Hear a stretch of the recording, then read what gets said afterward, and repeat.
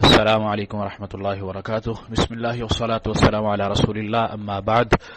ریاض الصالحین کی آج حدیث نمبر 55 ہے اور باب الصدق، سچائی کا بیان۔ اس کی دوسری حدیث ہے آج عن ابی محمد الحسن بن علی بن ابی طالب رضی اللہ عنہما، سیدنا ابو محمد حسن بن علی بن ابی طالب رضی اللہ عنہما روایت کرتے ہیں، قال، کہتے ہیں، حفظت من رسول اللہ صلی اللہ علیہ وسلم، کہ میں نے رسول اللہ صلی اللہ علیہ وسلم سے یاد کیا، حفظ کیا، اللہ کے نبی کے وہ الفاظ جو انہوں نے ادا کیے میں نے وہ یاد کیے۔ دع ما یریبک الی ما لا یریبک، وہ چیز چھوڑ دو جو تمہیں شک میں ڈال دے اور اس چیز کو اختیار کرو جو تم پر یقینی ہو یا تمہیں شک و شبہ، جس چیز پر شک و شبہ نہ ہو۔ فإن الصدق طمأنینۃ، بے شک سچ جو ہے وہ اطمینان کا باعث ہے، اطمینان دلاتا ہے، انسان کو مطمئن کرتا ہے۔ والکذب ریبۃ، اور جھوٹ شک اور بے چینی کو بڑھاتا ہے، شک اور بے چینی میں انسان کو ڈالتا ہے۔ رواہ الترمذی، یہ روایت سنن ترمذی میں ہے اور امام ترمذی رحمہ اللہ نے اس حدیث کو صحیح کہا ہے۔ نبی علیہ الصلوۃ والسلام کی اس حدیث میں جو اللہ کے نبی کے داماد سیدنا علی اور ان کے بیٹے یعنی سیدنا حسن نبی علیہ الصلوۃ والسلام کے نواسہ، وہ اس حدیث کے راوی ہیں، اس کو روایت کر رہے ہیں کہ اللہ کے نبی کا وہ حکم کہ ایک چیز انسان کو شک میں اگر مبتلا کرتی ہے، اس کو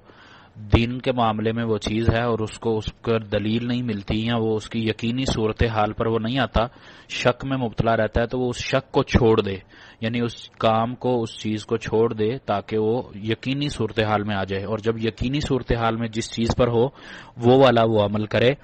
تاکہ وہ کسی حرام یا کسی گناہ کام میں مبتلا نہ ہو جائے، کیونکہ شک و شبہات والی چیزوں سے اللہ کے نبی علیہ الصلوۃ والسلام نے دوسری حدیث سے بھی منع کیا ہے کہ جس چیز پر انسان کے شکوک و شبہات ہو جائیں اس چیز سے اس کو بچ جانا چاہیے، پرہیز کر لینا چاہیے۔ اور سچائی کا راستہ بھی وہی راستہ ہے جس پہ انسان بھی مطمئن ہو جائے، انسان کیونکہ اللہ تعالیٰ نے فطری طور پر مومن مسلمان پیدا کیا ہے، تو اس کا جو دل ہے وہ نیکی کے کام پہ یا کسی کے ساتھ اچھائی کر کے ہی اطمینان حاصل کرتا ہے، تو جب وہ سچ بولے گا، سچائی کا راستہ اختیار کرے گا تو اس پر اس کا دل مطمئن رہے گا، اور جھوٹ جو ہے وہ انسان کو بے چینی کی کیفیت میں اور اضطراری کیفیت میں مبتلا کر دیتا ہے، اس لیے جھوٹ کو چھوڑ دینا چاہیے اور سچ کو اپنانا چاہیے۔ یہی سبب ہے کہ امام صاحب اس حدیث کو باب الصدق میں لے کر آئے ہیں۔ اگلی حدیث، حدیث نمبر 56 ہے، عن ابی سفیان صخر بن حرب رضی اللہ عنہ، سیدنا ابو سفیان بن صخر بن حرب رضی اللہ تعالی عنہ فی حدیثہ طویل فی قصۃ ہرقل، بیان اس حدیث سے بیان کرتے ہیں جس میں قصہ ہرقل کا قصہ ہے، اور یہ ہرقل روم کا بادشاہ تھا، اور اس کے بارے میں جو ایک طویل حدیث ہے وہ صحیح بخاری میں موجود ہے۔ یہاں امام صاحب سے مختصر حدیث لے کر آئے، یعنی حدیث کا وہ حصہ لے کر آئے۔ قال ہرقل جو ہے وہ سیدنا ابی سفیان رضی اللہ تعالیٰ عنہ سے پوچھتا ہے، فماذا یأمرکم، یعنی النبی صلی اللہ علیہ وسلم، کہ آپ کو اللہ کے نبی علیہ الصلوۃ والسلام جو آپ کا نبی جو آیا ہے وہ آپ کو کیا حکم دیتا ہے؟ قال ابو سفیان نے ہرقل کو کہا، قلت، میں نے کہا، یقول، وہ کہتے ہیں یعنی نبی علیہ الصلوۃ والسلام کہتے ہیں، اعبد اللہ وحدہ لا تشرکوا بہ شیئا، اللہ کی عبادت کرو، ایک اللہ وحدہ لا شریک کی عبادت کرو اور اس کے ساتھ کسی چیز کو شریک نہ ٹھہراؤ۔ واترکوا ما یقول آباؤکم، اور ان ساری چیزوں کو چھوڑ جو تمہارے آباء و اجداد کہتے ہیں۔ وَيَأْمُرُنَا بِالصَّلَاةِ، اور ہمیں وہ نماز کا حکم دیتا ہے، وَالصِّدْقِ، اور سچ بولنے کا حکم دیتا ہے، وَالْعَفَافِ،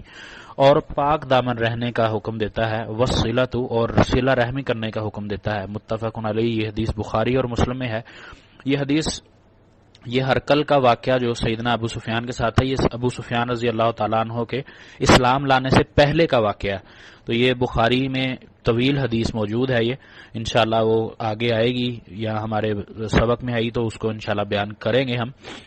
ابھی جو امام صاحب نے اس حدیث کا ٹکڑا یہاں لے کر آئے ہیں وہ اس وجہ سے کہ اس میں اللہ کے نبی صلی اللہ علیہ وسلم سچ بولنے کا حکم دے رہے ہیں کہ مومن وہ ہے جو اللہ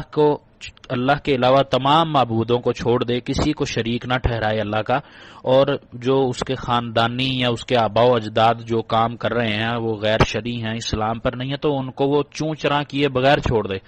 صرف اطیع اللہ و اطیع رسول، جو اللہ نے حکم دیا اور اللہ کے رسول نے جو کام کر کے بتلا دیا، سکھلا دیا، وہ کام کرے، اور اپنے آباء و اجداد کے، خاندان کے، فیملیوں کے چلتے ہوئے کام اور ان میں نہ پڑے، بلکہ وہ صرف اللہ کے نبی صلی اللہ علیہ وسلم کی تعلیمات لے اور اس کو چھوڑ دے، اسی میں اس کی بھلائی اور فائدہ ہے۔ اور نماز کا حکم دیا، سچ بولنے کا، پھر پاک دامن رہنے کا، برائی نیکی کی طرف زیادہ جانا ہے، برائی سے بچنا ہے، جھوٹ سے بچنا ہے، دیگر جو بھی برے کام ہیں ان سے بچنا ہے، اپنے آپ کو پاک دامن رکھنا ہے۔ اسی طرح پاک دامن میں زنا بھی آتا ہے۔ زنا کئی قسموں کا ہوتا ہے، آنکھ کا زنا کسی کو دیکھنا غیر محرم کو، اس سے بھی بچتا ہے، زبان کا ہے، اس طرح کان ہے، تو یہ جتنی بھی ساری اقسام ہیں ان سب سے اپنے آپ کو پاک دامن رکھنا ہے اور صلہ رحمی کرنی ہے، اپنے رشتہ داروں میں، اپنے ہمسایوں میں، اپنے جاننے والوں میں، انہوں میں صلہ رحمی کرنی ہے۔ یہ اللہ کے نبی صلی اللہ علیہ وسلم کی تعلیمات تھی جو سیدنا ابو سفیان نے ہرقل کو بتلائیں، اور یہ نبی صلی اللہ علیہ وسلم کی سچائی کا ڈنڈکا بج رہا ہے کہ ایک دشمن، ابو سفیان اس وقت دشمن تھے، اسلام نہیں لائے تھے، ایمان کی حالت میں نہیں تھے، تو ایک دشمن دوسرے دشمن، ہرقل بادشاہ روم جو تھا وہ بھی اللہ کے نبی صلی اللہ علیہ وسلم کا دشمن تھا، اس نے اسلام نہیں قبول کیا تھا، تو وہ آپس میں گفتگو کر رہے ہیں، وہ اللہ کے نبی صلی اللہ علیہ وسلم کی تعریف کر رہے ہیں، تو یہ سچائی کی ڈنڈ کا چوٹ بیان ہو رہا ہے کہ اللہ کے نبی سچے تھے، یہاں تک کہ ان کے دشمن بھی اس چیز کو مانتے تھے اور آپ کی تعلیمات کا اعتراف کرتے تھے۔